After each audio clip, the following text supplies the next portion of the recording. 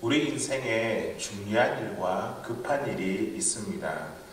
우리 성도님들은 중요한 일을 먼저 하는 편입니까? 아니면 급한 일을 먼저 하는 편입니까? 삶의 우선순위를 제대로 세워놓지 못한다면 아마도 많은 사람들이 급한 일부터 먼저 시작할 것입니다. 급한 일만 처리하다 보면 문제를 해결하느라 바쁘고 분주한 삶을 살아가게 될 것입니다. 그래서 정작 중요하고 가치 있는 일은 제대로 해보지도 못합니다. 그리스도인은 급한 일보다 중요한 일을 먼저 행하는 사람입니다. 그리스도인은 아무리 바빠도 하나님의 말씀을 먼저 읽습니다. 말씀을 묵상한 내용을 가지고 기도합니다. 아무리 바빠도 주일이면 교회에 나와서 예배를 드립니다. 세상 사람들이 볼 때에 도무지 이해할 수 없습니다. 저렇게 급한 일을 두고 어떻게 예배할 수 있지? 또 어떻게 기도할 수 있지? 또 어떻게 봉사할 수 있지? 하며 나에게 주어진 삶만 살아도 참 바쁘고 분주할 텐데 뭔가 한 가지 더 추가해서 삶을 어렵게 산다며 비난합니다. 세상 사람들의 입장에서 그리스도인들이 하는 일들을 보면 도무지 이해할 수 없습니다. 하지만 우리 그리스도인은 무엇이 중요한지 압니다.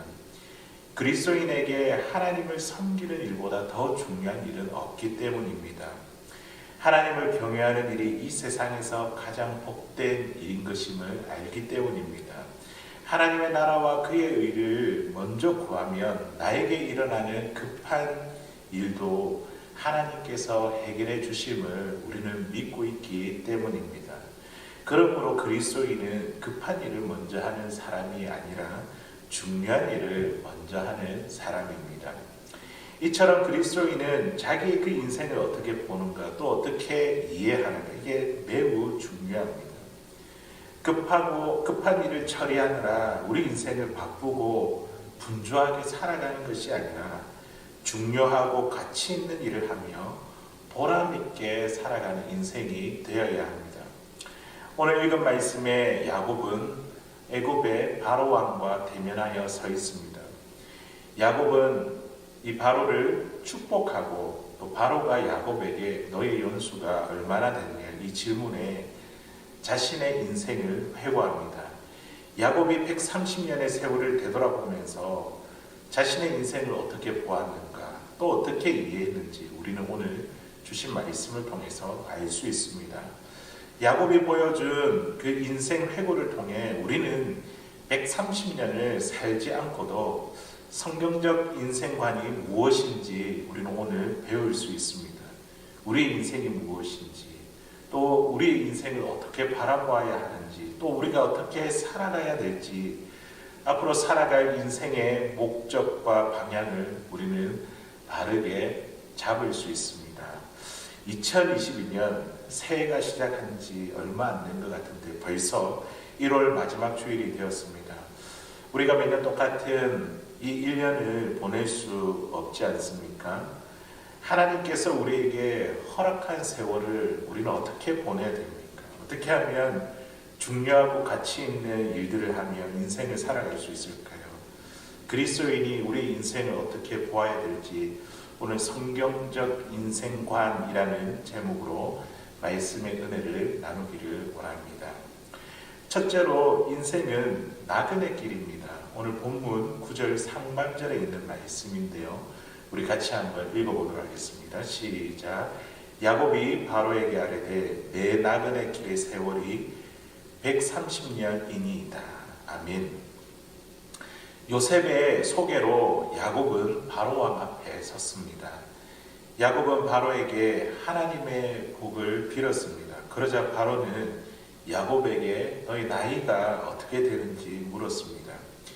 야곱은 자신의 나이를 이야기할 때에 지금까지 살아온 자기의 그 인생을 일컬어서 나그네 길이라 그렇게 표현했습니다. 나그네 길이라고 하는 것은 한 곳에 정착하지 못하고 정처 없이 떠돌아다닌 그 지난 자신의 세월을 이야기하고 있습니다. 젊은 나이에 형 에서의 장자권을 빼앗은 것이 화근이 되어 형을 피해 밧단 아람으로 도망쳤습니다.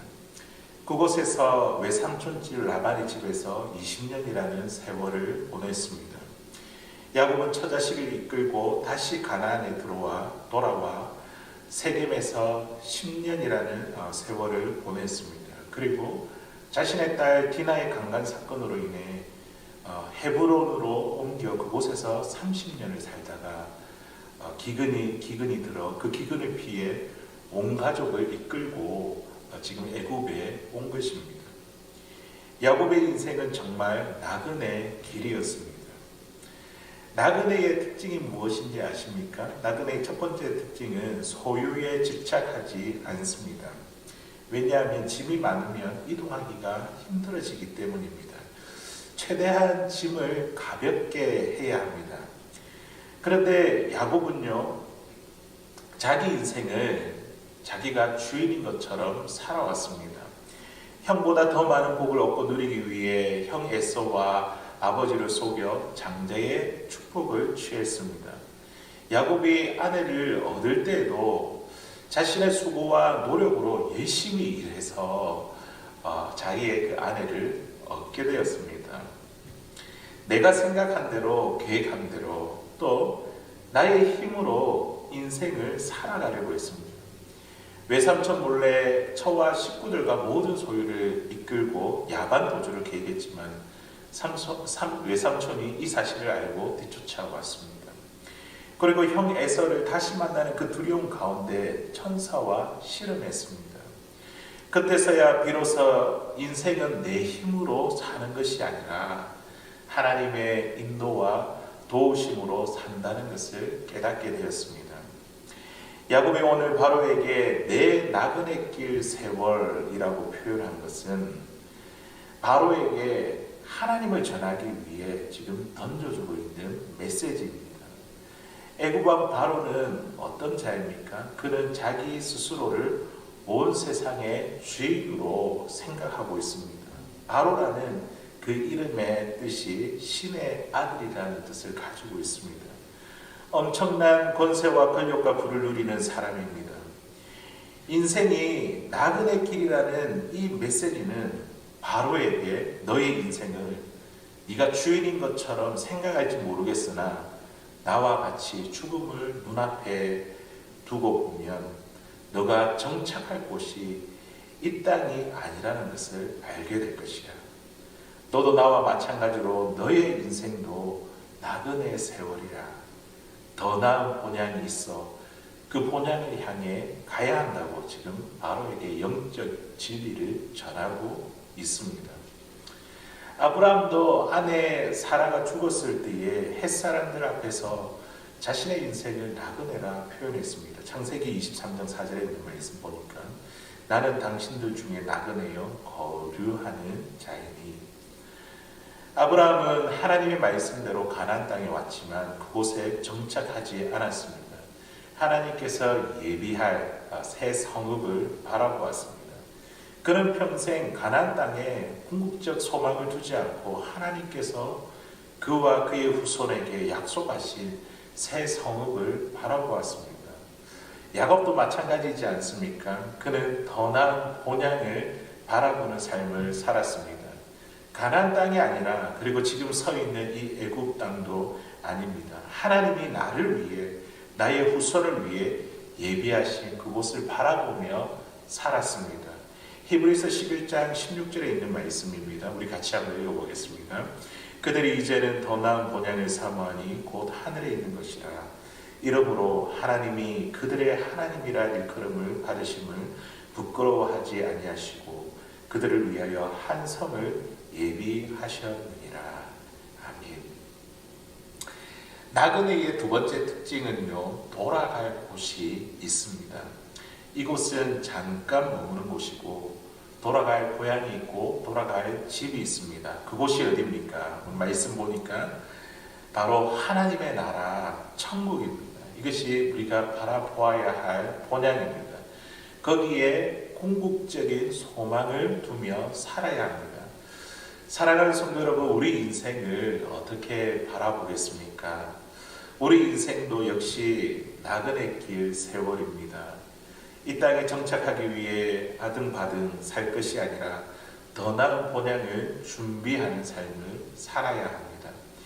예수님을 통해 우리에게 예비하실 그 하나님의 나라를 바라보고 소망하며 오늘을 살아야 됩니다. 우리는 이 땅에서 나그네요. 우리의 시민권은 하늘에 있음을 늘 기억해야 됩니다. 어린 시절 아파트 놀이터에서 친구들과 함께 소꿉놀이를 한 적이 있습니다. 모래를 가지고 집도 만들고 자동차도 만들고 음식도 만들고 물을 모래와 섞어서 온갖 것들을 다 만들었습니다. 소꿉놀이의 최고목이 무엇인지 아십니까? 엄마 아빠 놀이입니다. 모래로 만든 것들을 가지고 내 것이니 네 것이니 네가 잘했느니 못했느니 티격태격 실랑이를 벌입니다. 그러다가 저녁이 되면 아파트 베란다에서 엄마의 소리가 들려옵니다. 누구 아무개야 밥 먹으러 오너라. 그러면 그렇게 실랑이를 벌이다가도 언제 그랬냐는 듯이 모래를 훌훌 털고 발로 밟으며 집으로 돌아갑니다. 하나님이 저와 여러분을 부르시면 아이들이 소꿉놀이와 같이 모래를 훌훌 털고 아무 일도 없었다는 듯이 집으로 돌아가는 것이 나그네 인생입니다. 이 세상은 우리의 영원한 거처가 아닙니다. 잠깐 머무는 곳입니다. 잠깐 머물다가 떠나가야 할 여관방과도 같습니다. 빈손으로 왔다가 하나님이 부르시면 모든 것을 훌훌 털어버리고 다시 빈손으로 돌아갈 나그네 길 인생입니다. 그러므로 우리가 이 세상에 소망을 둘 것이 아니라 우리 아버지 하나님이 계시고 또 예수님이 기다리시는 하늘나라에 소망을 두며 살아갈 수 있는 복된 인생을 살아가는 우리 성도님들 될 수 있기를 주의 이름으로 간절히 소원합니다. 두 번째로 인생은 짧은 세월입니다. 오늘 본문 9절 중반절에 있는 말씀입니다. 우리 같이 한번 읽어보도록 하겠습니다. 시작. 내 나이가 얼마 못 되니 우리 조상의 나그네 길의 연조에 미치지 못하나. 아멘. 야곱은 바로에게 자기 나이가 130세임을 밝혔습니다. 그리고 자기 조상들에 비하면 짧은 세월을 살았다고 그렇게 말했습니다.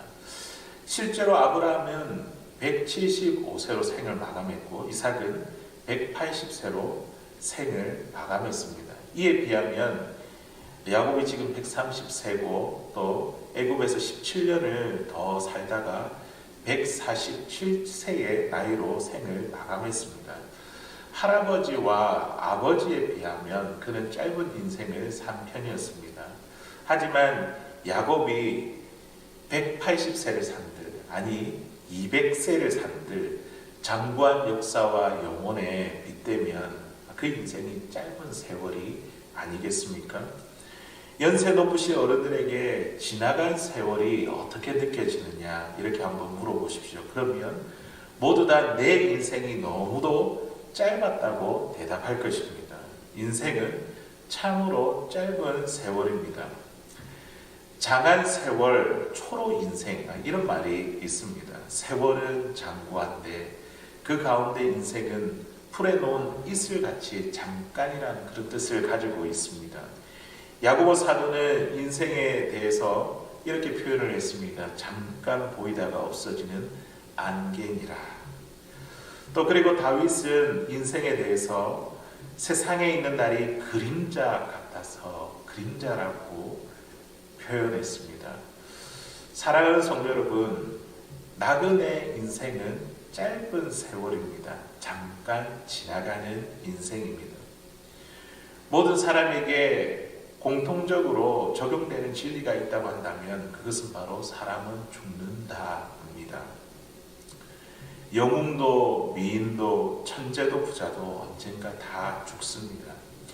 인생의 짧은 세월은 마치 은행에서 번호표를 뽑고 자기 순서를 기다리는 것과도 같습니다. 어떤 목사님이 시한부 인생을 살고 있는 한 성도를 위로하기 위해 찾아갔습니다. 시한부 인생을 살고 있는 분에게 어떤 말이 위로가 되겠습니까? 구역 식구들이 다들 걱정하며 병원을 방문했습니다. 목사님이 환우를 위로하며 이렇게 말씀했습니다.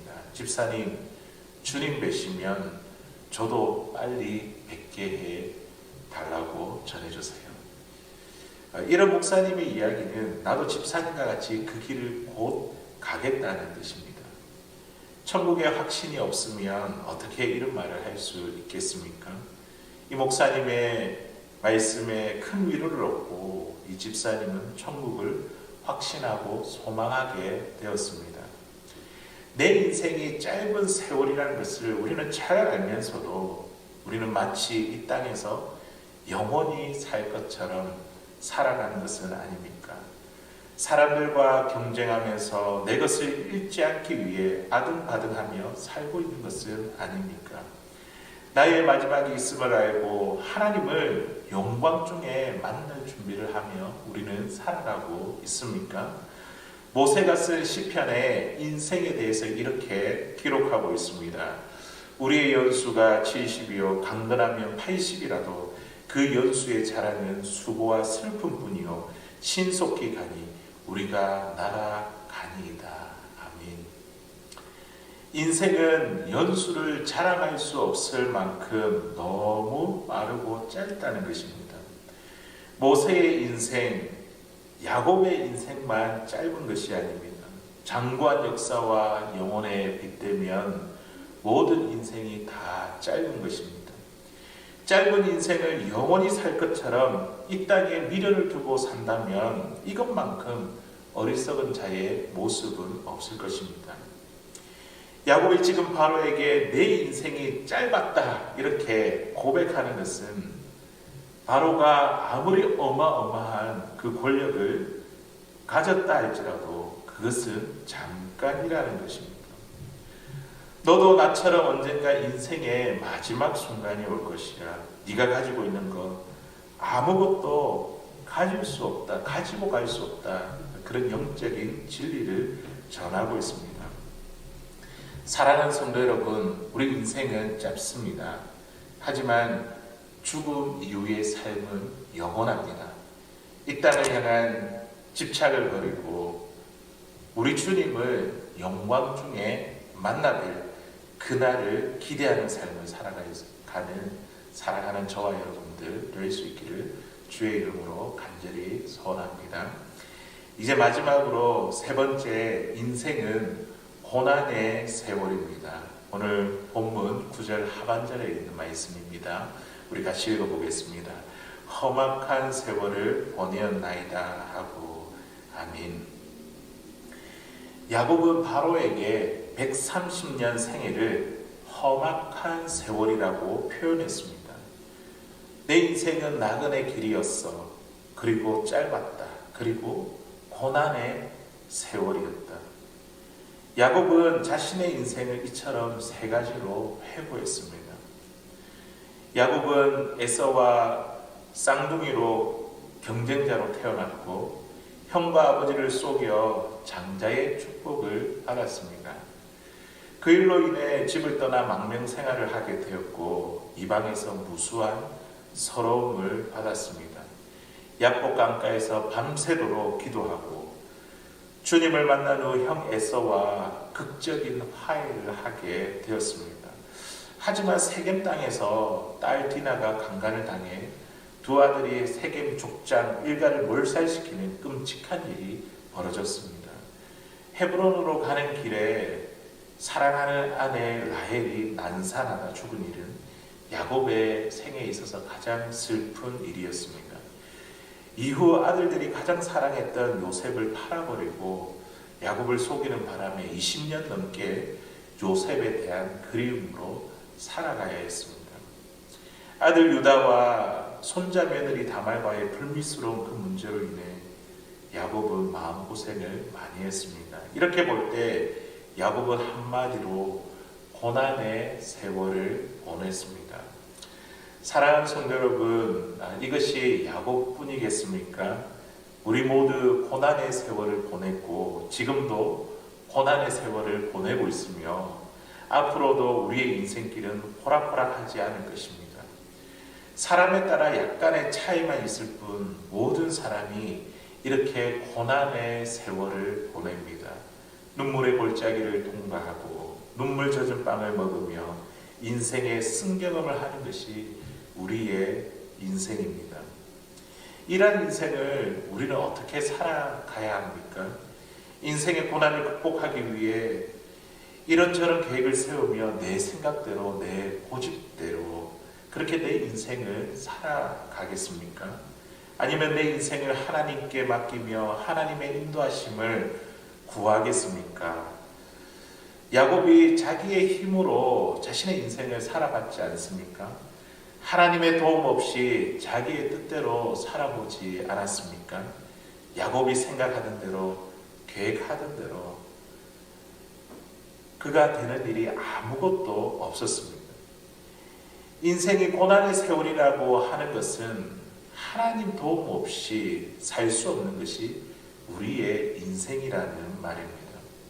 우리가 비록 나그네 길, 또 짧은 세월, 고난의 인생을 살아갈지라도 우리 하나님은 자기 백성을 책임지시고 끝까지 보호하시며 도와주시는 분이십니다. 우리 시편 121편 7절에서 8절에 있는 말씀 우리 같이 한번 읽어보겠습니다. 여호와께서 너를 지켜 모든 환난을 면하게 하시며 또 내 영혼을 지키시리로다. 여호와께서 너의 출입을 지금부터 영원까지 지키시리로다. 아멘. 야곱은 지금 바로 왕을 대면하여 인생이 고난의 세월이기 때문에 하나님의 도우심이 꼭 필요하다, 이것을 이야기해주고 싶었습니다. 야곱이 비록 험악한 인생길을 걸었지만 그의 뒤에는 언제나 하나님의 인도와 도우심이 있었습니다. 부엘세바에서 하란으로 가는 이 루스에서 돌베개를 베고 잠을 잘 때에 하나님은 그에게 천사를 보내어 지켜주셨습니다. 외삼촌 라반이 품값을 10번이나 깎는 그런 억울한 일을 당할 때도 하나님이 막아주셨습니다. 야복 강가에서 사생결단을 할 때에 야곱의 이름을 이스라엘로 개명하여 축복해 주셨습니다.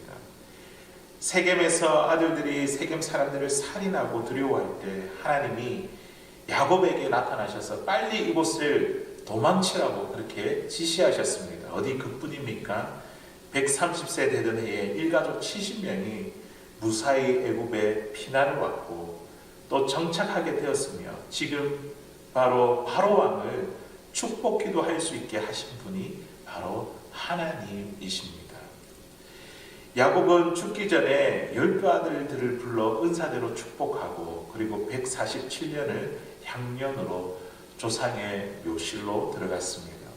야곱은 자신의 생을 정말 아름답게 마무리했습니다.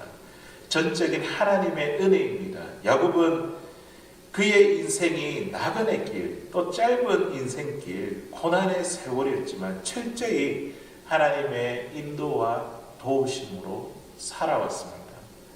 오늘도 하나님은 하나님의 자녀들에게 각자의 인생의 길을 야곱과 같이 세밀하게 또 완벽하게 인도하십니다. 인생은 고난의 세월을 통해 더욱더 성숙해집니다. 내 인생 내가 주인이다며 다른 사람을 속이고 과실이 많았던 야곱의 인생이었지만 그는 하나님의 인도하심을 증거하는 자가 되었습니다. 더 나은 본향을 사모하게 되었고 영원한 삶을 기대하며 하나님만을 의지하는 강한 믿음의 소유자가 되었습니다.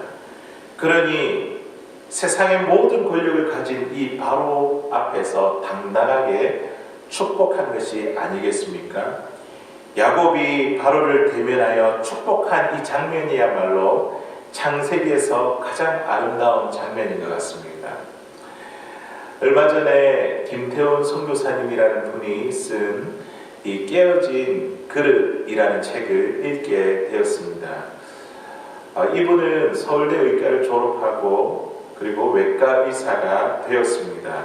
그리고 아프리카 의료 선교로 사역을 하고 있던 중 파킨슨 병이라는 불치병 진단을 받게 되었습니다. 너무 고통스럽고 힘든 시간을 보내면서 하나님께 이런 고백을 드렸습니다. 하나님, 저는 깨어진 그릇 같아요. 하나님께서 쓰시지 못하는 그릇이요. 그때 하나님께서 이 선교사님에게 마음에 바로 답을 주셨습니다. 너의 깨어짐 때문에 내가 너를 택했단다. 하나님께서 이 선교사님을 택해 주셨다고 하니까 더 많은 눈물이 쏟아졌습니다. 그러면서 이렇게 이야기했습니다.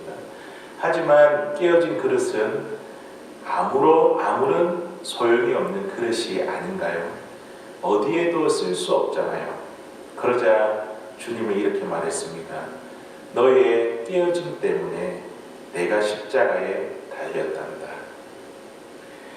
부서지고 실패한 인생에 찾아오신 그 주님의 사랑으로 인해 이 선교사님은 실패와 절망을 극복하고 위로와 용기를 얻어 신앙이 더욱더 성숙한 자가 되었습니다. 사랑하는 성도 여러분, 우리의 인생은 고난의 세월을 통해 더욱더 성숙해집니다. 고난의 세월을 통해 연단되고 온전한 신앙인으로 성장해 갑니다. 하나님은 우리의 유익을 위해 또 하나님의 거룩하심에 참여하기 위해 우리에게 고난을 허락하십니다. 히브리서 12장 우리 10절에 있는 말씀 우리 같이 한번 읽어보도록 하겠습니다. 시작. 그들은 잠시 자기의 뜻대로 우리를 징계하였거니와 오직 하나님은 우리의 유익을 위하여 그의 거룩하심에 참여하게 하시느니라. 아멘. 그러므로 우리가 고난을 받을 때 낙심하지 말고 고난 속에서 우리를 도우시고 우리를 인도하시는 그 하나님을 더욱더 의지할 수 있는 사랑하는 저와 여러분들 될 수 있기를 주의 이름으로 간절히 소원합니다. 이제 말씀을 맺겠습니다. 야곱이 바로 앞에서 회고한 자신의 인생을 그는 어떻게 바라보았습니까? 인생은 나그네 길이요 또 짧은 세월이며 고난의 세월로 보았습니다. 인생이 더럽고 허무하다는 것을 말하려고 하는 것이 아닙니다. 인생이 나그네 길이요 짧은 세월이며 고난의 세월이기 때문에 하나님의 도우심이 있어야 이것이야말로 하나님의 도우심이 있는 이 인생이야말로 복된 인생이라는 것을 말하기 위함입니다. 하나님을 섬기는 인생이야말로 중요하고 가치 있는 이 인생이라는 것을 전하기 위함입니다. 인생은 나그네 길이기 때문에 더 나은 본향을 바라보고 살아갈 수 있기를 바랍니다. 인생은 짧은 세월이기 때문에 영원한 삶을 기대하며 살아갈 수 있기를 바랍니다. 인생은 고난의 세월이기 때문에 하나님의 인도를 받아 더욱더 성숙한 신앙인으로 살아갈 수 있기를 바랍니다. 우리의 인생길에 하나님을 더 가까이 하는 복된 삶을 살아갈 수 있는 사랑하는 저와 여러분들 다 될 수 있기를 주의 이름으로 간절히 소원합니다.